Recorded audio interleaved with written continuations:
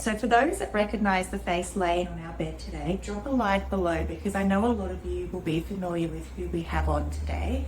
She's very well known within our community, and that's Chae from the Wellness Emporium. Chae, how are you feeling on this fine bed today? Oh, very relaxed right now. Good, perfect. What we're going to do is a little bit of a refresher winter facial for Chae, whilst also talking about a topic that's just so close to both of our hearts. We see a lot of cases with acne on a day-to-day basis, so it's great to get that good introspective insight from a facialist as well as a naturopath.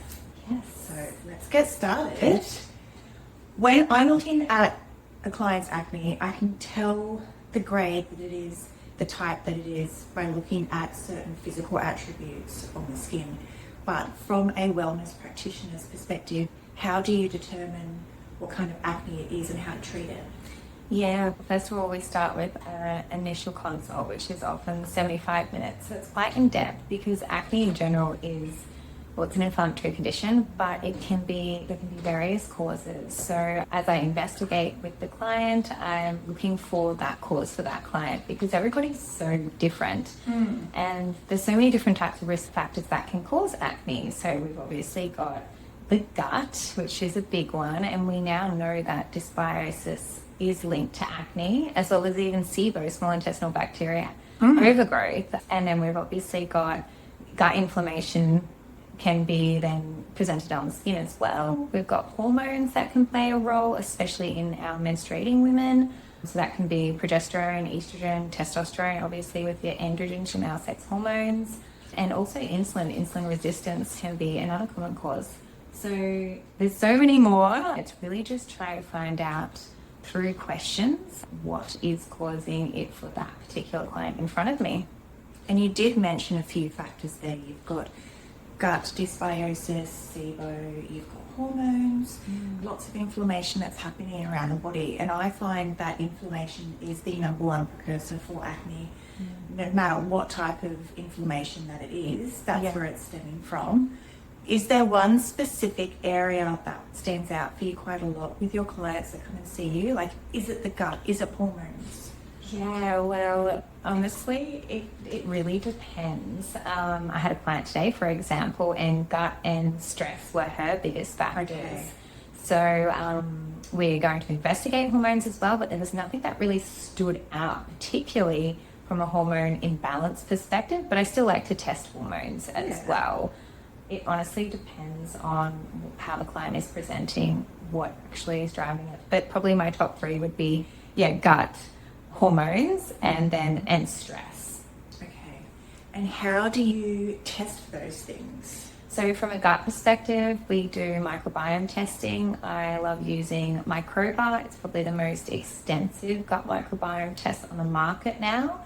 And I'm looking at the different gut functional markers as well as the microbiome itself, looking for what is there and what's not there, especially from that dysbiosis perspective. If I suspect SIBO, I'll do a SIBO breath test and I'll use the 3 sugar alcohols for a most comprehensive assessment of SIBO. And then if I'm looking at hormones, I'm looking at testing if they have a regular cycle. I'll test 7 days after ovulation and I'll test those key hormones I mentioned before. So your estrogen, progesterone, testosterone, SHBG, DHEAs, LH and FSH, and then obviously insulin and your blood glucose levels as well. But I also like to now do the continuous blood glucose monitor for a lot of my clients, especially those that I suspect that there's an insulin resistant issue there. That charts over a 2-week period, so it can really give us some key information if the insulin is playing a role in the acne and driving that as well.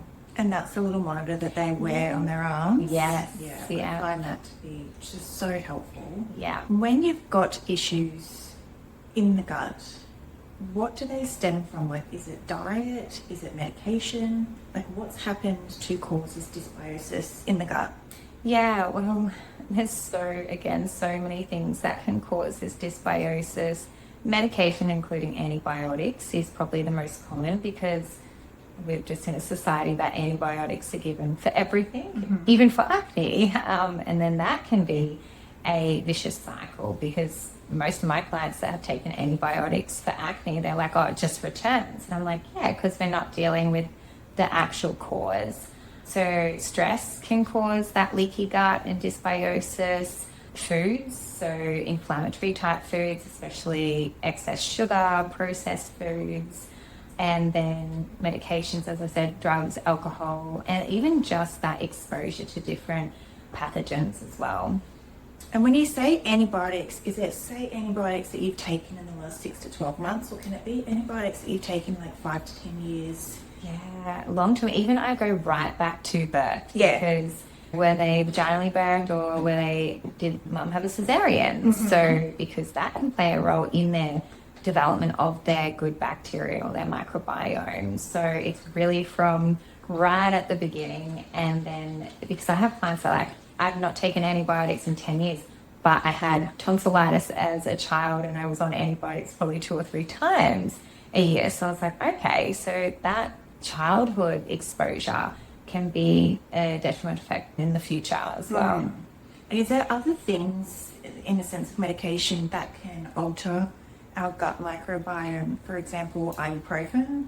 Yeah, so your anti-inflammatories can more cause that gut irritation and aggravation, as well as another common one is the pill. Yes. Yeah, so that actually impacts the gut microbiome and the vaginal microbiome, and then obviously the skin microbiome. And that's on a daily basis for however many years that you're taking it. Yes. And it's not like we're anti-pill. There's definitely a good reason why people do take the pill. Yeah. I think we just want to make people aware of the side effects that can come from it, because when you do get prescribed it at the doctor's office, they don't tell you any of these things. No. So to make a really informed decision about what's good for you long term, it's really good that you know all of the details about it. Yeah, agree. So you've had the client come in, you've had the initial consultation, you've done some testing, you've got the results back.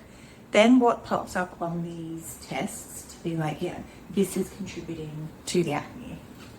Yeah, so with, say, microbiome testing, we'll see that imbalance of bacteria. So we might see not enough of the good guys, more of the bad guys. We might see a positive test to leaky gut, so that we're testing, it's a marker called zonuin. So that may be present. There's other functional markers that can relate to inflammation in the gut.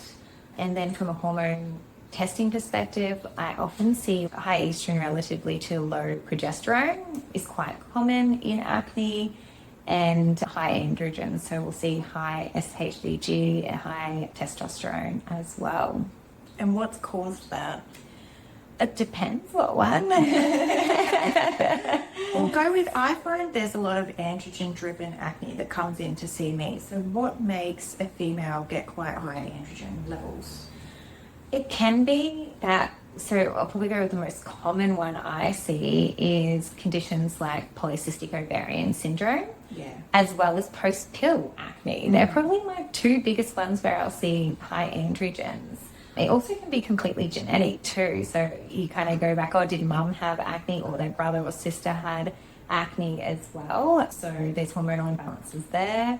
If from a hormone perspective, their gut is not working properly, so they might suffer from constipation, which therefore is a main detoxification portal. Like, if their gut is not functioning right, that's already a red flag for me that they're not metabolizing their hormones properly.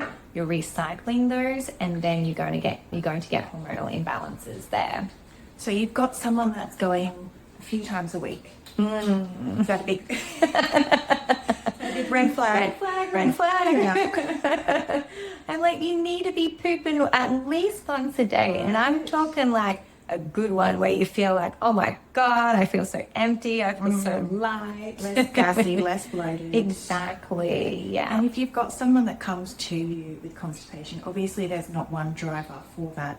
But are there little tips that you can give people to just alleviate that issue? Yeah, I love this because it's probably the most common thing I treat. And I suffered from it for a long time. So dietary, first of all, is like getting enough fiber. I think over the last probably 5-10 years, it's been so protein driven. Protein is great, but we forgot about fiber. And fiber comes from our vegetables, our fruits, our legumes, our lentils, all of those things. And often I'm seeing women are just not getting enough. And enough is about 25 to 30 grams a day. Could be like 4 to 5 cups of vegetable salad and fruit kind of thing. We need enough fruit. People aren't eating enough fruit. So I always say anywhere between 3 and 5 serves of fruit a day. For constipation in particular, I love kiwi fruit. It's like nature's laxative. 1 to 2 kiwi fruits a day can honestly fix constipation for a lot of people. Blackberries and red dragon fruit are just not far behind it. So I'm like a red dragon fruit person a day. I mean, they're delicious fruit. They're so good. You can definitely eat them. I do always say to people as well, like, because I go through diet with my clients also, and I do find that a lot of them aren't getting enough vegetables. You know, they're starting their day with something like a protein smoothie with coffee and some oats. And then you've got maybe like a little bit of lettuce on their sandwich, and the main vegetables that they're getting are a tiny serve at nighttime. Yes. Oh, it's so common. I'm like, yeah. Usually most people do well with dinner. But it's like, where's the fiber and the rest of the things in your diversity in breakfast and lunch? Fruit's a massive one. Freshly grounded flax seeds, and so they can be anywhere from 1 to 2 tablespoons a day, but I always say start low and slow because it is quite high in fiber and you might get a bit bloated and gassy. Good to know. So start like a 1/4 teaspoon or 1/2 teaspoon daily. And I add that to I do quinoa oats in the morning, and I add that to my quinoa oats. That's a good idea. Yeah, or you can put it in a bit of yogurt, put it in, I made some chocolate slice last night and put it in that. Nice. So yeah, fruit, flax seeds, and like diaphragmatic breathing. So that's belly breathing because it puts us in rest and digest mode. And often I find with a lot of my constipated clients and constipated acne clients, they're often in that fight flight. So we need to relax the digestive system so it actually functions correctly. And that can be through belly breathing, and you can do it anywhere, anytime. So what is belly breathing? What do you need to do? So otherwise diaphragmatic breathing. So you breathe into the diaphragm and deep into the belly where you expand the belly. So you breathe in for 5 seconds, you hold for 5 seconds, and a deep breath out for 5 seconds. And you repeat that 10 times or as many times as you really can. Okay. I like to do it at night before bed because it really relaxes me, and I even suggest doing it before meals to put you in that rest and digest mode before you actually eat. You can even do it on the toilet while you're trying to go to the toilet. Yeah. And that just helps like the parasympathetic nervous system. Is that what you're saying? Just to calm everything down. So, yeah. Get that oxygen flowing through the body, that sort of stuff. Yeah, that's it. Okay, I'm loving all these little tips. And one more. Yeah. A rebound bar. It's something that I love, and I notice a big difference when I added it to my routine. And basically just gentle jumping, not doing the Instagram exercises on a mini trampoline. So just a rebounder. I just got mine from literally Big W. I think it was like $60. And you jump on it for 3 to 5 minutes, 1 to 2 times a day. I like to do it first thing in the morning. And that just can help move things along. So it works around a 3-minute time. Your lymphatic system kicks in. And that can be really detoxifying for your digestive system. And can you do that at home, like on the spot, without one of these devices? You can, but it just definitely, I have tried it different ways, but I do feel that the rebounder was more effective than, say, skipping or jumping on the spot. And it's also less pressure on, maybe I'm old, less pressure. I am old. Getting old. Less pressure. Less pressure. Far from it. Okay. Less pressure on the joints. Yes. Okay. Yeah. But it's very, I just find it definitely worked a lot better than when I just would skip or jump on the spot. But yeah, of course, you can definitely try that. And I have had clients say that that's just enough for them, where it's just that light jumping on the spot as well. So we've already covered quite a few little tips and tricks that you can do. Obviously making sure we're passing the bowel movement every single day, incorporating that soluble fiber, vegetables, fruits, legumes and chia seeds. Rebounding, trying to get that body moving in a gentle way. What about things like omega-3? Like, how does that play a role with the skin and the body and the inflammation? You love omega-3. Any clients that we share, I get a message, or I get totally. No, I love it. And I highly recommend it. Obviously, I love recommending it through food first, but interestingly enough, I just find so many people resistant to eating fish or like chia seeds, flax seeds. So I try and do it through diet first, because I'm often giving them other supplements, especially herbs and things like that. So it comes down to affordability as well. And the overload too. You don't like yeah, looking at taking 1,000 things each morning. Yeah. But if you're like, no, it's definitely a priority, I'm like, okay, let's get on the omegas, because omega-3s are so anti-inflammatory. And as we said in the beginning, acne is an inflammatory condition. So any of those anti-inflammatory type foods or supplements are going to be really helpful at calming the skin down. I love any possible way we can reduce the inflammation within the body. As you said, it stems in so many different ways. We can have it from our hormones, our gut, our diet, our lifestyle, all of those stresses that come into play. When we're talking about inflammation, it's not just because we've had a cold a couple of weeks ago. There's so many other different ways that inflammation is showing up in the body, I should say. Let's go back to post-pill acne, okay? When we start the contraceptive pill, it's for whatever personal reason, but a lot of people seem to think that it's okay just to stop taking the pill and there will be no adverse reactions to our body, right? But what we both see in clinic is that that's when the inflammation just starts to peak within the body. A lot of it comes out throughout the skin with acne.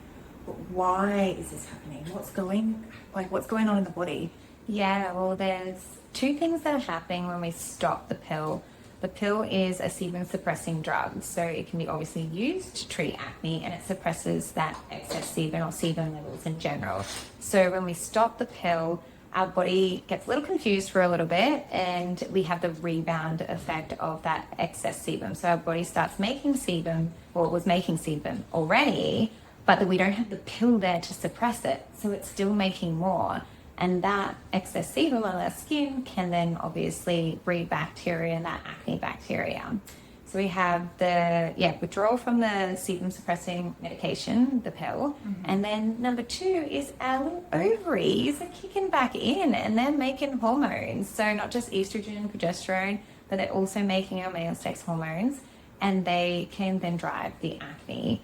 And often we see that peak around that 3 to 6 months post-pill.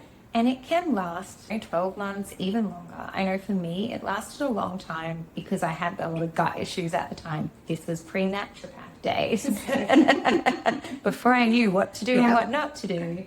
But that's the big thing, is like there was already inflammation going on in my body, and I come off the pill. I tried to do a detox, bad idea, and it came out of my skin because my bowels weren't working properly. So, yeah. That's really interesting. Okay, so you've started the contraceptive pill, for example. Your body's naturally slowed down or stopped producing hormones itself because they're receiving these synthetic hormones. And so then when you've stopped it, you're basically just re-picking that up, okay? And it's sort of igniting a little bit of a fire. Are they overproducing or...? They can. Well, the sebum, yes, because we don't have that sebum suppressing drug there, and our body doesn't realize that until about that 3-month mark. And then it kind of signals it's like, okay, I can stop producing more and more because there's no longer that drug there stopping it. And then in regards to our hormones, they're just thrown out of whack in that first 3 to 6 months. Your body's trying to figure out what's happening. And it also depends on how long you were on the pill for. We often see clients that have been on it for 10 years, so their body doesn't know what's going on. So it might not be as such as they're producing more than naturally. It's just that the ovaries are kicking back in and producing hormones again, which is not the norm that it had been for however long they were on the pill for. Yeah. And for those listening at home that doesn't know what sebum is, it is the oil that our sebaceous glands or our oil glands produce within our skin. One thing that you can do to slow this down is incorporate salicylic acid into your routine. That helps just to mop up any excess sebum, but also supporting your skin with natural oils. So you've got your lipid barrier that's on the surface layer of the skin, and that's made up of ceramides, squalene, cholesterol, and omega-3. So when you incorporate those 4 things into your skincare routine and your diet, your sebum production will naturally start to slow down. Okay, so that's a little bit of a trick to tell your clients if they come in. Yeah, I love that. Yes.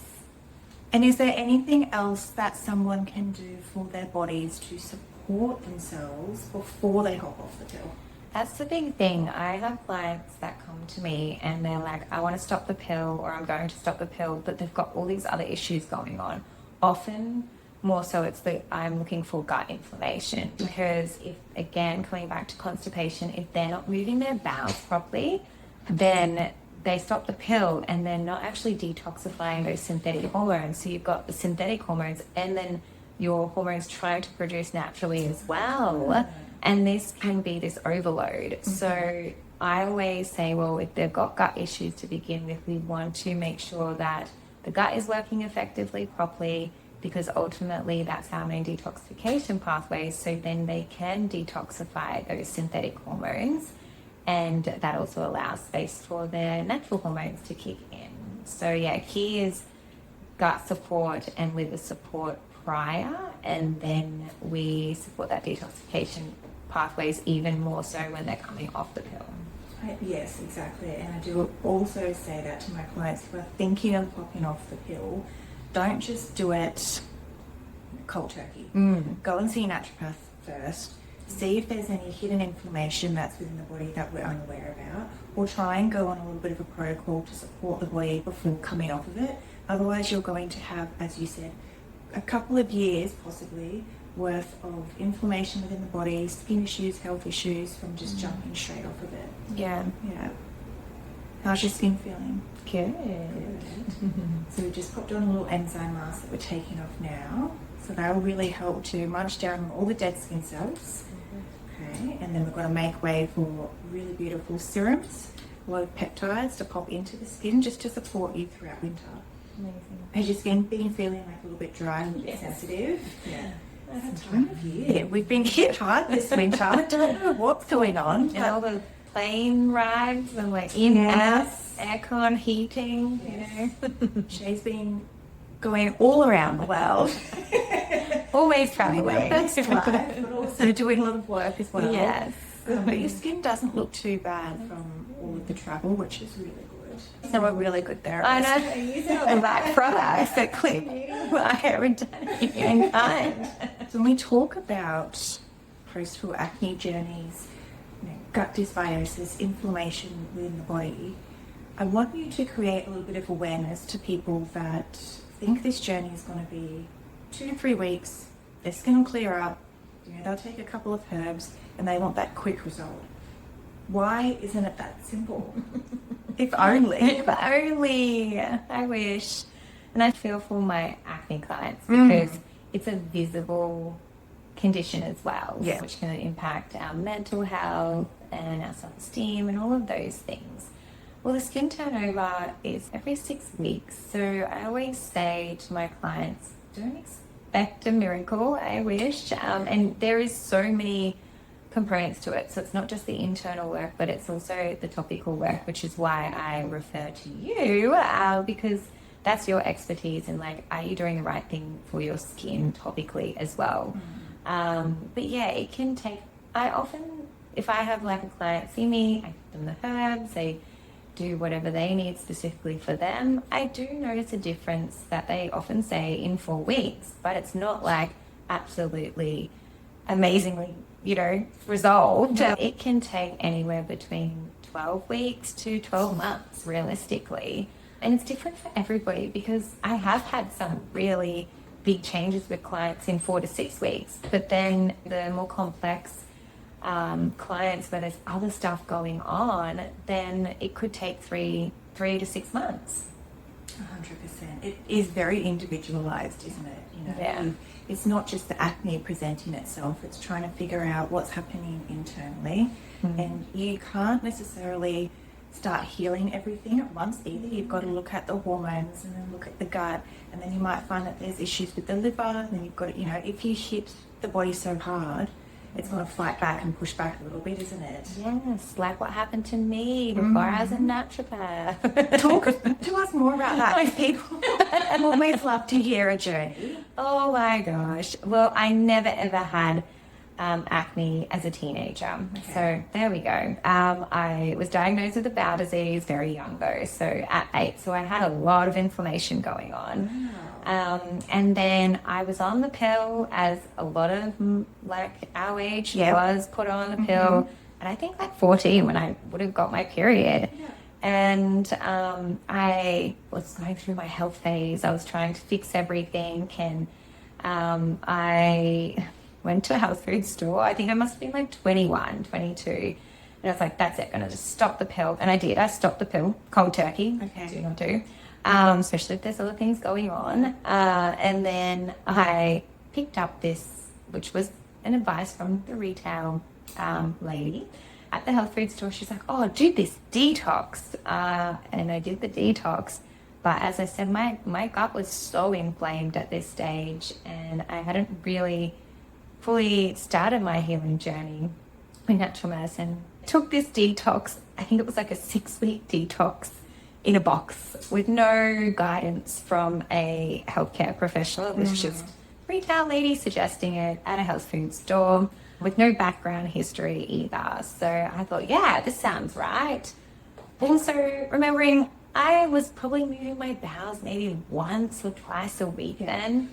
So where's it going to go? I'm doing a detox, and I was still constipated, and eventually I ended up with cystic acne, and chronically cystic acne, where it left severe scarring on my face, and for years and years and years I was trying to treat that, and I was trying to treat it mainly externally at that stage, until I sort of delved into the natural medicine pathway and really healed my gut, which then obviously healed my skin. So, but it comes back down to, like, if you're not moving your bowels, you're going to recirculate those toxins, and it's got to come out somewhere. And for me, it came out in my skin. And for a lot of my clients, they experience that too if they're not moving their bowels properly. 100%. And it's not always going to come out in the form of acne either. It can come out in the form of your dermatitis, psoriasis, eczema, rosacea, fine lines and wrinkles. You can have that collagen degeneration. So when you're looking at your skin and you're not seeing a breakout, it can still form in other ways. Definitely. Yeah. I'm sorry you went through that. How long was that journey for you? Oh, I think it would have been a good 3-4 years, realistically. Yeah. You touched on rosacea before as one of the things that can come out instead of acne. And there is plenty of research on this, and so many people miss this, is rosacea can be connected to H. pylori infection. So Helicobacter, it's a bacteria found in the stomach. And if anyone has rosacea, it's the first thing I do is test for H. pylori. So I did talk about SIBO breath testing and gut microbiome testing, but if rosacea is present, my first and foremost test is actually a H. pylori breath test, which you can get from your GP, or you can also do a private test if the GP is not willing to test for it. But yeah, I really wanted to flag that because it's quite high in rosacea patients. Okay, yeah. And then what would you do if someone comes to you and they do have quite high H. pylori? I do not recommend the mainstream medicine treatment at all because it is quite damaging to the gut itself, and then we're dealing with that long term, and it is actually not as effective as herbal medicines can be. And so, we say do no harm kind of thing. So triple therapy can be very harsh for the gut. I even have GPs now that I work closely with that actually refer to me for H. pylori treatment, so natural treatment, which we get really good success with, and then ultimately the rosacea just disappears once we treat the H. pylori infection. So we often use herbal treatment, and it's usually about 6 weeks to treat. So it's actually quite short in comparison to gut microbiome treatment, where we're re-establishing the gut microbiome and healing the gut integrity. I do get quite a lot of people that come in to see me with rosacea, and obviously I put them on a skin protocol and things like that, but it's good to know how it appears in the body and that there is ways to treat it. So if you do have any rosacea, definitely go and see Chae, get tested, and then she'll be able to help heal you from the inside out too. It's not something you're going to have to suffer with for the rest of your life, okay? There are ways that we can help manage this, for sure. I appreciate you sharing that. Thank you.